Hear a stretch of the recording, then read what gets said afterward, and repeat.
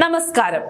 കഴിഞ്ഞ 10 വർഷക്കാലത്തെ പിണറായി വിജയൻ ഭരണത്തിൽ കേരളം വലിയ പുരോഗതി കൈവരിച്ചുവെന്ന് വാതോരാതെ പ്രസംഗിക്കുന്ന സഖാക്കൾ യഥാർത്ഥത്തിൽ മറച്ചുവെക്കുന്ന ചില ഞെട്ടിക്കുന്ന വസ്തുതകളാണ് ഇപ്പോൾ പുറത്തു വന്നിരിക്കുന്നത്. സാധാരണ ജനങ്ങൾക്ക് ക്ഷേമ പെൻഷനോ ശമ്പളമോ കൃത്യമായി കൊടുക്കാൻ പണമില്ല എന്ന് പറഞ്ഞ് കേന്ദ്ര സർക്കാരിനെ കുറ്റം പറഞ്ഞിരുന്ന പിണറായി വിജയൻ സ്വന്തം പേഴ്സണൽ സ്റ്റാഫുകൾക്ക് വേണ്ടി മാത്രം ഖജനാവിൽ നിന്ന് ഒഴുക്കിയത് കോടിക്കണക്കിന് രൂപയാണ്. മുഖ്യമന്ത്രിയുടെ ഓഫീസിലെയും മന്ത്രിമാരുടെ ഓഫീസിലെയും പേഴ്സണൽ സ്റ്റാഫുകളുടെ കേവലം ഒരു മാസത്തെ ശമ്പളം മാത്രം കേട്ടാൽ ബോധം കെട്ടുപോകും.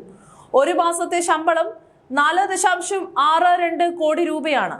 അങ്ങനെയാണെങ്കിൽ കഴിഞ്ഞ 10 വർഷം കൊണ്ട് എത്ര കോടി രൂപയാണ് ഈ ഇനത്തിൽ മാത്രം പൊതുജനങ്ങളുടെ നികുതി പണത്തിൽ നിന്നും പിണറായി വിജയൻ തന്റെ ശിങ്കിടികൾക്ക് വേണ്ടി ദൂർത്തടിച്ചതെന്ന് നമുക്ക് ഊഹിക്കാവുന്നതേ ഉള്ളൂ.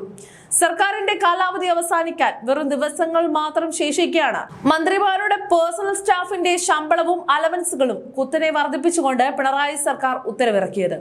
അതും സാധാരണ ജീവനക്കാരെ പോലെയുള്ള വർധനവല്ല. 2019 ജൂലൈ 1 മുതൽ മുൻകാല പ്രാബല്യത്തോടെയാണ് ഈ വർധനവ് നിലവിൽ നടപ്പിലാക്കിയിരിക്കുന്നത്. പ്രൈവറ്റ് സെക്രട്ടറിയുടെയും സ്പെഷ്യൽ പ്രൈവറ്റ് സെക്രട്ടറിയുടെയും ശമ്പള സ്കെയിൽ 77,400 നിന്ന് ഒറ്റയടിക്ക് 1,78,800 തൊട്ട് 1,60,000 മുകളിലായിട്ടാണ് രൂപ ഉയർത്തിയിരിക്കുന്നത്. അഡീഷണൽ പ്രൈവറ്റ് സെക്രട്ടറിമാരുടെ ശമ്പളവും ഇതേ രീതിയിൽ തന്നെയാണ് കൂട്ടി നൽകിയിരിക്കുന്നത്. സാധാരണ സർക്കാർ ജീവനക്കാരുടെ ശമ്പളം വർദ്ധിപ്പിച്ചതിന്റെ ആനുകൂല്യം പറ്റി യോഗ്യത പോലും നോക്കാതെ രാഷ്ട്രീയമായി തിരികെ കയറ്റിയ പാർട്ടി അണികൾക്കാണ് ഈ കോടികൾ മുൻകാല പ്രാബല്യത്തോടെ പിണറായി വാരിക്കോരി നൽകിയിരിക്കുന്നത്. ഇതിന്റെ വലിയൊരു തുക കുടിശ്ശികയായി ഏപ്രിലിലെ ശമ്പളത്തിലാണ് നൽകിയത്. ഇതൊന്നും വെറും രാഷ്ട്രീയ ആരോപണങ്ങളൊന്നുമല്ല.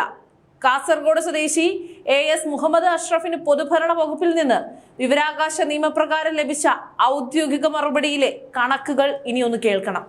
പേഴ്സണൽ സ്റ്റാഫിന്റെ ശമ്പളമായി പിണറായി വിജയൻ സർക്കാർ ഒരു മാസത്തിൽ മാത്രം ചെലവിട്ടത് 4,62,30,922 രൂപയാണ്. ആകെ 523 സ്റ്റാഫുകളാണ് ഈ കൊള്ള സംഘത്തിൽ ഉണ്ടായിരുന്നത്. അതിൽ 11 പേർ വാങ്ങിയിരുന്നത് പ്രതിമാസം 2 ലക്ഷത്തിലേറെ രൂപയാണ്. വെറും 6,033 രൂപ മാത്രം ശമ്പളം വാങ്ങിയിരുന്ന കുക്ക് മുതൽ പ്രതിമാസം 2,47,625 രൂപ കൈപ്പറ്റിയിരുന്ന പ്രൈവറ്റ് സെക്രട്ടറി വരെ ഇതിൽ ഉൾപ്പെടുന്നു. മുഖ്യമന്ത്രിയുടെ ഓഫീസിലെ സീനിയർ ലീഗൽ കൗൺസിൽ, വൈദ്യുതി, സഹകരണ, ജലവിഭവ മന്ത്രിമാരുടെ പ്രൈവറ്റ് സെക്രട്ടറിമാർ, 6 അഡീഷണൽ പ്രൈവറ്റ് സെക്രട്ടറിമാർ എന്നിവരാണ് പ്രതിമാസം 2 ലക്ഷത്തിലധികം രൂപ ശമ്പളമായി ജനങ്ങളുടെ നികുതി പണത്തിൽ നിന്നും അടിച്ചു മാറ്റിയത്.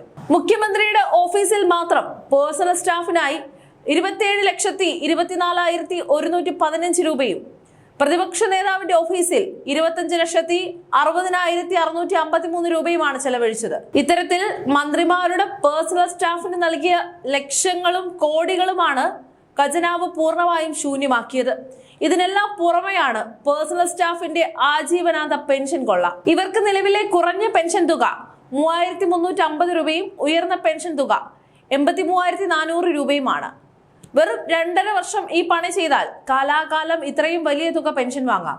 കേരളത്തിലെ പാവപ്പെട്ട ജനങ്ങൾ 1 കിലോ അരിക്ക് വേണ്ടി റേഷൻ കടകളിൽ വരി നിൽക്കുമ്പോൾ സ്വന്തം പാർട്ടിയിലെ സഖാക്കൾക്കും ശിങ്കിടികൾക്കും വേണ്ടി മാത്രം 4.62 കോടി രൂപ ശമ്പളം കൊടുത്ത് ഖജനാവ് മുടിച്ച പിണറായി വിജയനാണ് വികസന നായകനത്രേ. ഒടുവിൽ ഭരണം പോകാറായപ്പോൾ മുൻകാല പ്രാബല്യത്തോടെ ശമ്പളം കൂട്ടി ഇഷ്ടക്കാരെ രക്ഷപ്പെടുത്തിയ പിണറായി വിജയൻ ജനങ്ങളെ കടക്കണിയിലാക്കി നാടുവിട്ട ചരിത്രത്തിലെ ഏറ്റവും വലിയ ജനവിരുദ്ധ ഭരണാധികാരിയായാണ് ഇനി ഓർമ്മിക്കപ്പെടുക.